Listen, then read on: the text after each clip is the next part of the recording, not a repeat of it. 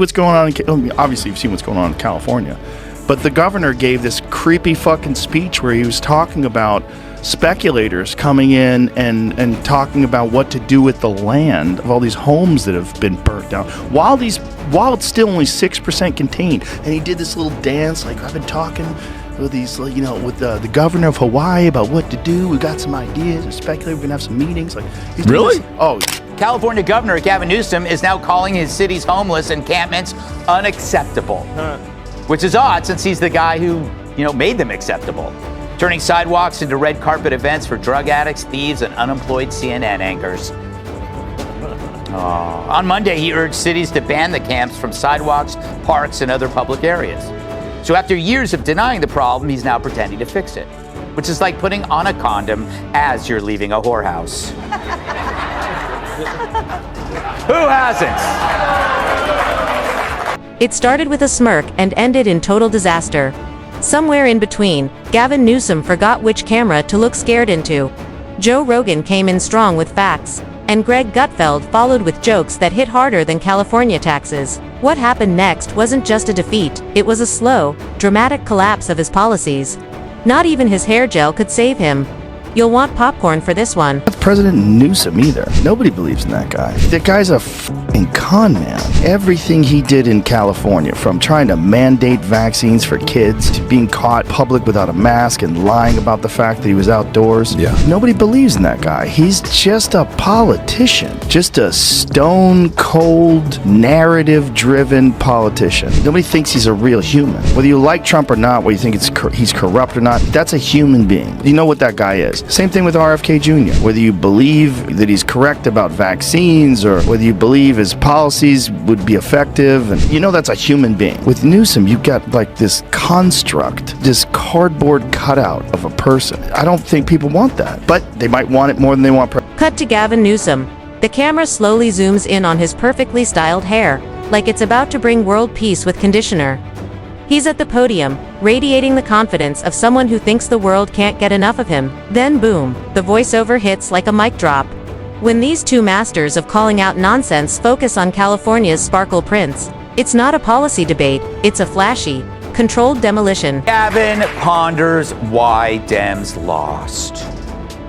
We lost the popular vote and we lost the electoral vote. We got crushed. But Kennedy, I think the answer is yes. Was it because of Israel? Yes. Interest rates? Yes. Too woke? Yes. It's like every bad policy that trickled up to the White House during the Biden administration started in California. That state is responsible for the worst politicians in modern history. And he is at the top of the list, and there are some ignoramuses on that. Now let's talk about Gavin. He walks into a room like he's on the runway, if the theme were government overreach. But make it stylish. He's got the politician's triple threat, a toothpaste commercial smile, a TED Talk voice, and a leadership style that feels like Wi-Fi always stuck, buffering. On paper, he's the face of progressive leadership, full of charm, climate talk, and just enough recycled paper to look like a winner. Their houses have been burned, all their childhood memorabilia, all the stuff for their kids, the photos, the fucking everything they have is gone. All heirlooms, their mother's wedding ring, that kind of shit. Everything's burnt to the ground. And this guy's like standing in front of all this stuff, and he's got a smile on his face, and he's talking about land use. The development plan. Don't even get started on his climate speeches. He's got enough green policies to stock an entire Whole Foods. But California's power grid is so weak that a strong breeze can cause chaos. Go electric. They cheer, then ask people not to charge their cars between 4 and 9 p.m. because the sun went down. The peak of irony. Banning gas stoves while half the state makes dinner by flashlight. And he's the guy who thinks he's going to run for president when, so much of the state is absolutely unlivable. And so every project that he's championed, he's now trying to demonize conveniently, and people are not that dumb. Like, people have been through it in his state. They are sick of him. They want him to leave. And maybe that's why so many people around him are like, you should totally run for president. So he gets out of the state. Yes. Move away. Tyrus, did he leave out any? Joe Rogan didn't just leave California. He bailed like a guy spotting a glitch in the Matrix and hitting the escape key via Interstate 10 East. And who could blame him? When your home state starts to feel less like Malibu and more like a real-life Fallout trailer, even a sauna-loving, elk-hunting podcast host has to call it quits. Rogan swapped Hollywood smog for Texas freedom, like a UFC fighter trading kale for creatine, and he didn't go quietly. He took the world's loudest mic with him, the Joe Rogan Experience. This isn't your aunt's podcast. It's got over 100 million listeners and an algorithm that probably keeps CNN executives up at night. His style? No filters, full on what the hell is happening energy, and nothing triggered that signature Rogan I twitch faster than Gavin Newsom lockdown logic. While Gavin was out enjoying fine dining during COVID, Rogan called it what it was: elite rule breaking. He hit Newsom's hypocrisy so hard, the French laundry reservation system almost folded in shame. Down in Hawaii, you had some ideas around some land use concerns he has around speculators coming in, buying up properties, and the like. So we're already working with our legal teams to move those things forward, and we'll be presenting those in a matter of days, not just weeks. With a big smile on his face. Look at the little wiggle he does with his shoulders. Speculator, watch this. Talking to Josh. Look at this little wiggle. It's excited about the possibilities of speculators coming in. And he's saying we're move forward. We're going to move forward on that. These people lost their homes. A lot of those people don't even have fire insurance because the fire insurance pulled out of California. I think like 69% of fire insurance pulled out of California because they're like, this is too crazy. Like, you guys aren't doing jack shit to manage this. You're not clearing the brush. Rogan didn't take on California alone. He brought in experts, doctors, economists, and comedians with master's degrees in sarcasm. And they all told the same story. California's policies made less sense than a TikTok finance seminar. Small businesses got hit with heavy restrictions, while big corporations sailed through untouched. Health rules felt like they came from a magic 8-ball. All backed by a smile from a guy who seemed to think hair gel builds trust. Then came the tech exodus, like the modern Oregon Trail, only with Teslas instead of wagons. Rogan didn't just talk about it, he lived it. He packed up, moved to Austin, and restarted in a place where power outages weren't part of daily life. And he wasn't the only one. California became hostile to innovation and allergic to capitalism.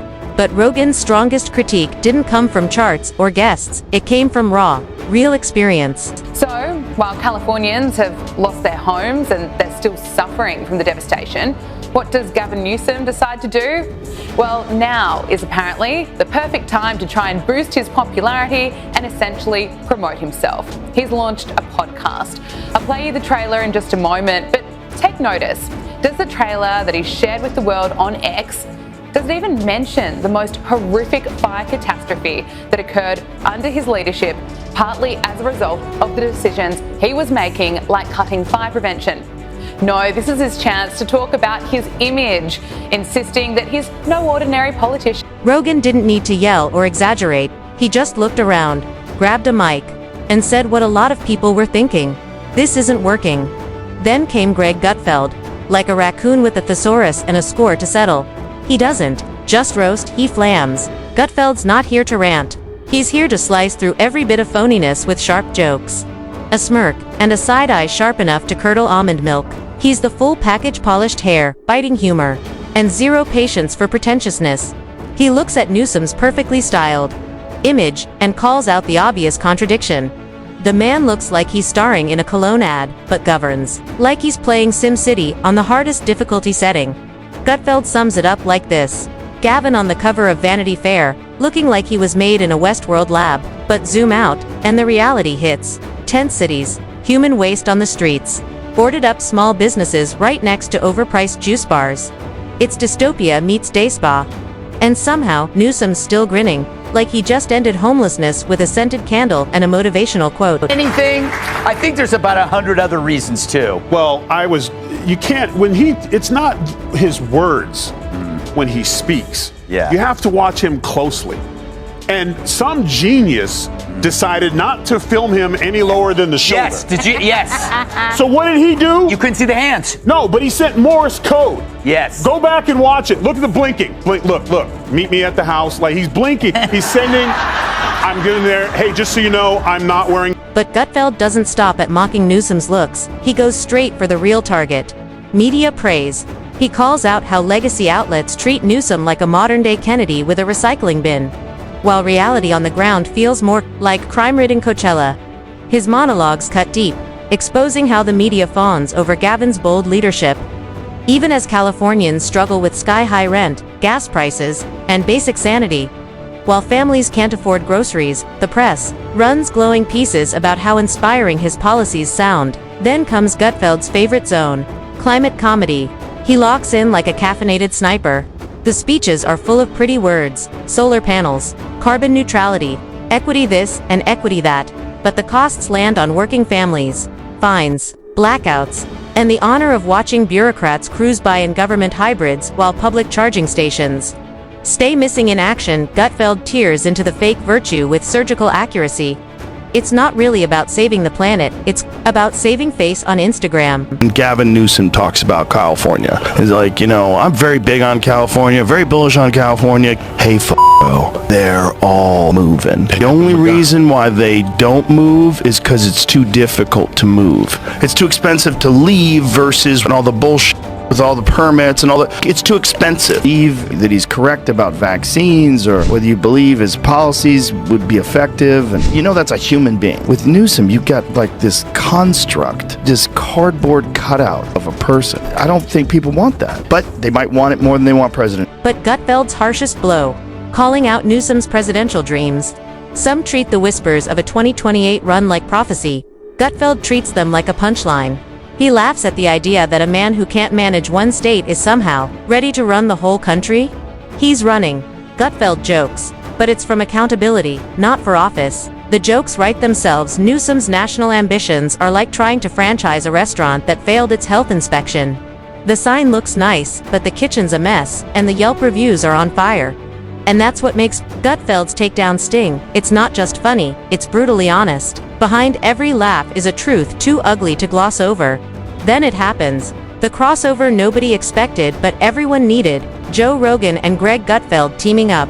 Two wildly different styles of truth-telling, both aimed at the same target. The cologne-scented hologram known as Gavin Newsom. They lit the incense, interviewed the experts, and reached one solid, uncomfortable conclusion. Newsom's leadership doesn't just miss the mark, it erases it entirely. Runs for national office, he acts like a Republican. This is where the left is really pro-trans. Suddenly, they grow balls. Rogan doesn't yell, he doesn't rant. He just lays it all out in that calm, podcast voice. People are leaving, businesses are fleeing. Homelessness is out of control. I moved for a reason. It hits like a sledgehammer wrapped in a TED Talk. He's not trying to be funny.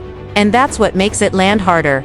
Then comes Gutfeld, totally different style, same precision, where Rogan quietly unpacks the decay. Gutfeld charges in like a stand-up comic reading from a script so absurd he doesn't even need to exaggerate. His face says it all. Can you believe this is real? Rogan speaks to the thinkers, the independents, the people who want data and long-form discussion. Gutfeld speaks to the skeptics, the ones who stopped trusting the news around Obama's second term. Rogan's fans pull up charts and interview clips. Gutfeld's crowd just points at the flaming dumpster and says, "Told you." California Governor Gavin Newsom has been facing major calls to resign over his appalling handling of the deadly California wildfires. And just to quickly recap, these were the most destructive wildfires the state has ever seen.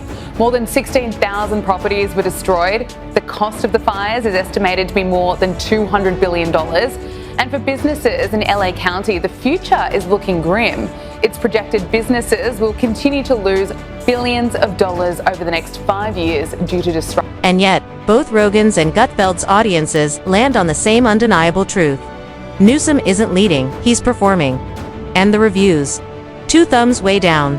It's not just that he's failing, it's that he's failing with flair. He's like a movie trailer that looks amazing, but once you watch the film, it's all flash. No story, just 90 minutes of confusion and empty promises. Rogan and Gutfeld, from opposite ends of the spectrum, are calling out the same thing. Newsom is the poster boy for style over substance, speeches over solutions. When they team up to tear down that polished image, it's like watching two mechanics dismantle the same broken machine, one with a wrench, the other with a chainsaw. And what's wild? Their audiences, who normally wouldn't be caught dead in the same group chat, suddenly agree. That says a lot. not just about Gavin, but about how obvious the cracks have become. When I went there, I had a great relationship with President Xi. We got along very well. And they treated me better than anybody's ever been treated. And I said, this air is good. Do you know they closed every factory 1 week before I got there from within 200 miles? That's like what Gavin Newsom did when Xi Jinping came to San Francisco. He cleaned it up. He cleaned it up. He got rid of all the homeless Isn't that terrible people. in a way to think, he cleaned it up and then it became a pigsty? Well, the dumbest thing is he said when your friends come by, when you have visitors, you clean up your house. Like, how about just keep your fucking house clean? Can you imagine? It's the dumbest thing I've ever I heard. keep bringing up Gavin. Well, other than my respect for his work in American Psycho, he's starting to distance himself from his party's worst ideas. Newsom, a guy who hates fossil fuels but could still bring down the price of gas by wringing out his hair, once proclaimed that his state would be a sanctuary to all who seek. Now, it's like the planets have aligned before a political eclipse. Libertarians, conservatives, ex-hippies, frustrated millennials, even that one barista who gave up on politics because everything's dumb. They're all nodding in agreement. Maybe, just maybe, the real pandemic was political theater, and just when you think it's over, the final montage kicks in. By then, it's not even about who won, it's about what got exposed. Newsom wasn't just criticized, he was decoded. The curtain got pulled back. Rogan might drop an entire episode called Why California Still Sucks. Volume debauched Gutfeld could spin it into a sketch called Gavin's Glamorous Gutter Tour. Or maybe, just maybe, Gavin takes the criticism to heart and reflects. Just kidding. He'll probably post a filtered selfie next to a wind turbine and call it leadership.